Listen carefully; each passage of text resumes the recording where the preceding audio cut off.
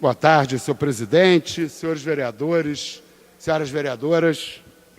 Eu, como tenho procurado fazer toda semana, quero ler o editorial do Contrapoder, uma plataforma de comunicação da esquerda radical, da qual eu venho participando. E o editorial dessa semana chama-se Crise Ambiental, Capitalismo e Socialismo. A greve global do clima mobilizou milhões de pessoas em todos os cantos do mundo contra a depredação do meio ambiente. Os manifestantes advertiram que a crise ambiental já ultrapassou a fronteira da catástrofe, colocando em risco a própria reprodução da vida no planeta. Afinal, segundo o relatório da ONU, preparado por 250 cientistas de 70 países, se a marcha insensata da destruição do ecossistema não for revertida, até 2050 a hecatombe ambiental fugirá ao controle, com consequências imprevisíveis para a humanidade. A causa da crise ambiental é o capitalismo, a sanha irrefreável pela acumulação de lucro. A quintessência da lógica do capital leva à produção pela produção. O desenvolvimento das forças produtivas, desvinculado das necessidades humanas, provoca o consumo pelo consumo. A crescente discrepância entre produção de riqueza, necessidade real e sustentabilidade ambiental explica a irracionalidade de um modo de produção em que desenvolvimento das forças produtivas, luxo de poucos, miséria de muitos, abundância material, escassez artificial e destruição da natureza avançam de mãos dadas. No capitalismo ascendente, o desenvolvimento das forças produtivas vinha acompanhado de progresso. Existia, então, uma correlação positiva entre ampliação da riqueza material e elevação do nível tradicional de vida dos trabalhadores. No capitalismo descendente, o contemporâneo, a elevação da produtividade do trabalho provoca, paradoxalmente, progressivo rebaixamento do nível tradicional de vida.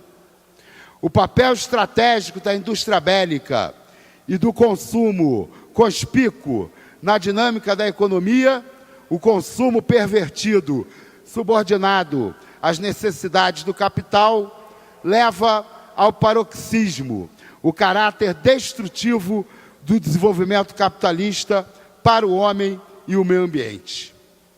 No elo fraco da economia mundial, a impotência do Estado para impor limites à acumulação de capital deixa a natureza particularmente vulnerável à lógica predatória dos negócios. A posição rebaixada das economias periféricas na divisão internacional do trabalho potencializa a devastação ambiental. No Brasil, a relação entre padrão de acumulação, de consumo e gasto energético com a crise ambiental é direta. Destruição do cerrado e da floresta amazônica, desertificação do semiárido, efeitos deletérios da transposição do Rio São Francisco, contaminação do aquífero Guarani pelo agronegócio, rompimento das barragens de resíduos minerais em Mariana e Brumadinho, opção pelo transporte individual a combustão, emissão de gases estufas na atmosfera, danos ambientais provocados pelas hidrelétricas nos rios Madeira e Xingu. Para ficar apenas nos exemplos mais notáveis, são fenômenos indissociáveis da expansão do agronegócio, do extrativismo mineral e da cópia do irracional e extravagante estilo de vida norte-americano que caracterizam o modelo econômico brasileiro. O vigor das mobilizações contra a crise ambiental contrasta com a debilidade do programa político para enfrentá-lo. Apesar do potencial antissistêmico dos protestos, ainda existe uma forte ilusão estimulada pela classe dominante de que seria possível um capitalismo verde, compatível com a preservação da natureza. Bastaria maior rigor na governança ambiental, cuja essência consiste em regular o ritmo e a intensidade da devastação do ecossistema. Na Jornada Internacional de Ação Climática, que termina no dia 27 de setembro, a tarefa primordial é dar um conteúdo programático às mobilizações contra a crise ambiental. Cabe lutar contra a poluição da água, ar, terra e mar. Exigir desmatamento zero das florestas, com destaque para o Cerrado e a Amazônia. Defender a mudança da matriz energética com o fim da utilização de combustíveis fósseis. Reivindicar a desapropriação das multinacionais de mineração, petróleo e gás. Bater-se pela substituição do transporte individual pelo coletivo, com a estatização sob o controle dos trabalhadores, das empresas do setor e imediata adoção da tarifa zero. A burguesia não tem como evitar a catástrofe. Ela é a sua causa.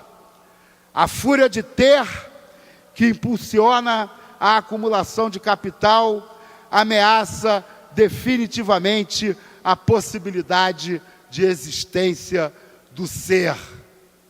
A absoluta subordinação da ciência e tecnologia aos imperativos do capital fez com que, como alertou Marx no Manifesto Comunista, o feiticeiro perdesse o controle sobre os poderes infernais que invocou. Passou da hora de puxar o freio de emergência, superar o capitalismo e construir um novo modo de produzir, consumir e viver. É o grande desafio do nosso tempo. A tarefa só pode ser levada às últimas consequências pela classe trabalhadora e tem um caráter eminentemente internacional. O tempo corre contra a sobrevivência do planeta. Como dizia o filósofo húngaro István Mészáros, socialismo ou barbárie. Ou, se a catástrofe ambiental não for evitada, barbárie se tivermos sorte. Contra Poder, 23 de setembro de 2019.